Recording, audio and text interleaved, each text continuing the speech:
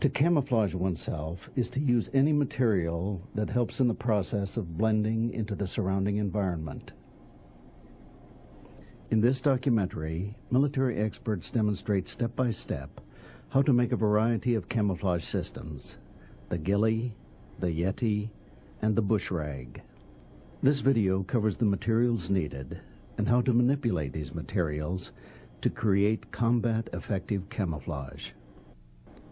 This video also covers stalking and movement tactics, face painting, and how to conceal equipment.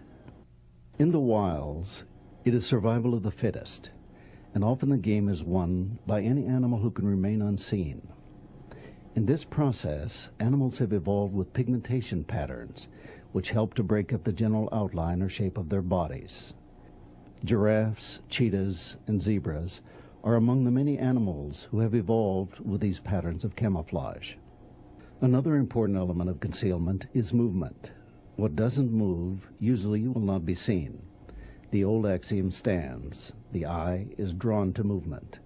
If an animal must move, say a lion, to take a better stalking position, then a steady and slow movement is usually employed. Other animals have been given genetic advantages, like the baby Thompson gazelle, which is born without a scent and which will instinctively hide when its mother is away. Baby cheetahs are born with extra long fur on the top of their backs, so that they may blend into grass better when hiding. And there seems to be a host of other specialty acts which animals employ to remain hidden. The African dung beetle, however, is just trying to take dinner back home. Of course, four-legged animals are not the only ones who have learned to hide themselves. Man, too, has learned the art of concealment. Blending and moving with skill, early Pleistocene hunters could move closer to their prey.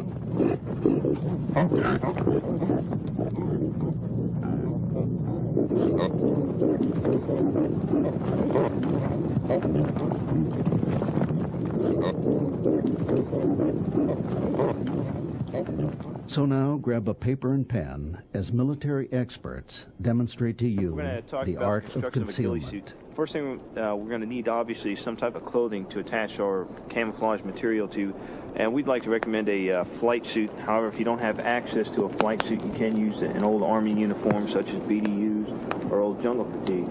But here before you see, in various stages of preparation, we have 4 different ghillie suits. The flight suit's kind of unique in the fact that it's a one-piece item. You don't have to worry about getting branches, things like that, down into your groin area, up underneath your shirt, and that's why we like to go with that. And also it fits a little more comfortable and a little more snugly than a 2-piece clothing would.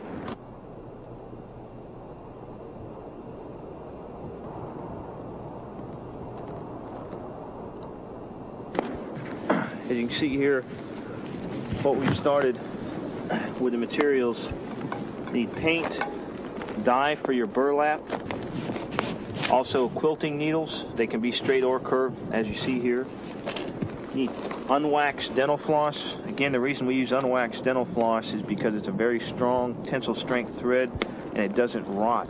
You don't want to use waxed dental floss because it won't hold a knot, because it's such a slick line that the knots won't stay in it, so use unwaxed dental floss. Another important material is shoe goo. Okay, you can use this for actually attaching netting or the patches like you see on some of our other ghillie suits as we go along. Another expedient you can use instead of dental floss is nylon fishing line. Again, the reason for this is because of the high tensile strength and it will not rot.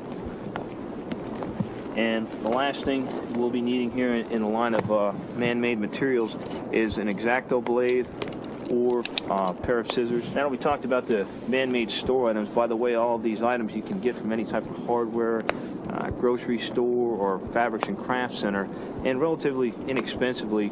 I'd say this whole pile of stuff here probably wasn't over $20 or $30 altogether.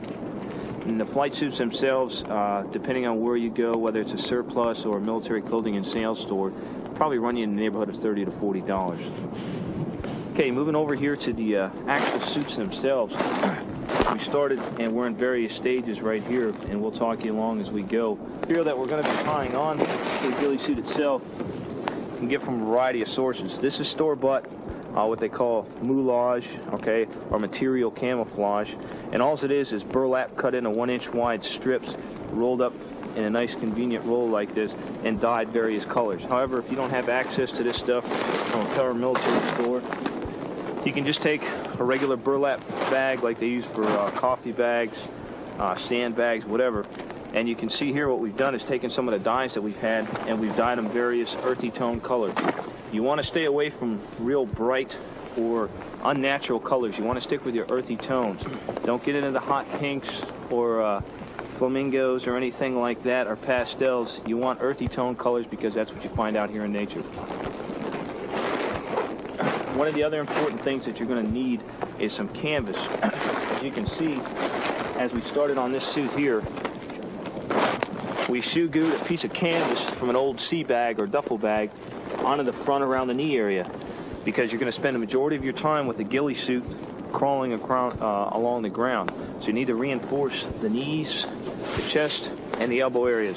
So you can see we started this one, and over here on this suit that's nearly complete, we have the canvas on all the portions of the suit that need reinforcement. Now, the suit itself, as far as the canvas goes, you can attach it by sewing or shoe gluing. That one's attached with shoe glue.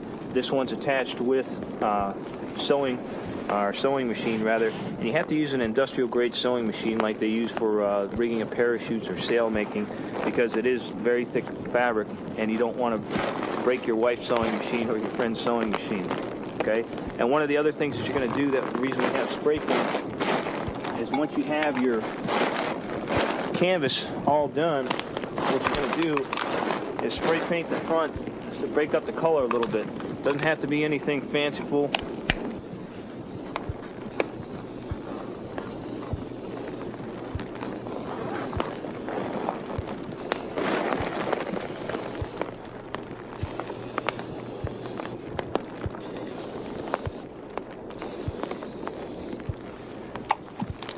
Again, you can see there's no science to it. You're just breaking it up a little bit with a little splotchy pattern. Next area you want to talk about is actual headgear that the sniper or cameraman is going to be using while wearing the ghillie suit. There's a variety of different ways you can attach headgear or have a separate piece. First one we'll talk about is an actual separate hat. And what I've done is I've taken a hat, as you can see from the inside here, and I took some netting, again, some of the moulage material, just plain green netting. And if you don't have access to this, you can use the military camouflage net. All you have to do is cut off the rubber camouflage, ensure that you remove these little rings that are on here, okay, that attaches the camouflage to the netting, because again, you don't want metal to give your position away. All right, and you can sew that directly onto your hat. Now, this one I had a different type of netting, but it really doesn't matter which type of netting you use. You could even go to a civilian fishing supply store and get some of their netting, but again, you want it in the colors, earthy colors, greens, blacks, browns. Once we've sewn it on and I attached this one with dental floss, you're going to go ahead and start putting your burlap strips on. All you have to do is make a small hole in the net and tie your burlap material on in an overhand knot. Nothing fancy. Once you have the burlap on, and you want to make sure you cover as much as you can, you don't want any of the brim or the bill of the hat exposed, for the reason you're trying to, that's the whole purpose behind a ghillie suit, is you're trying to break up the human outline. You want no sharp angles because there aren't really any in nature. So you want a moundy appearance. Once you have all your burlap attached, then you're going to go ahead and start fraying it.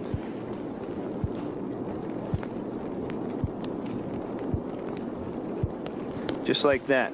That way, when this stuff starts to lay on there, you don't get the nice square rectangular pieces like you have that's apparent right now. We still have to fray the rest of this for it to look proper, but you get the idea.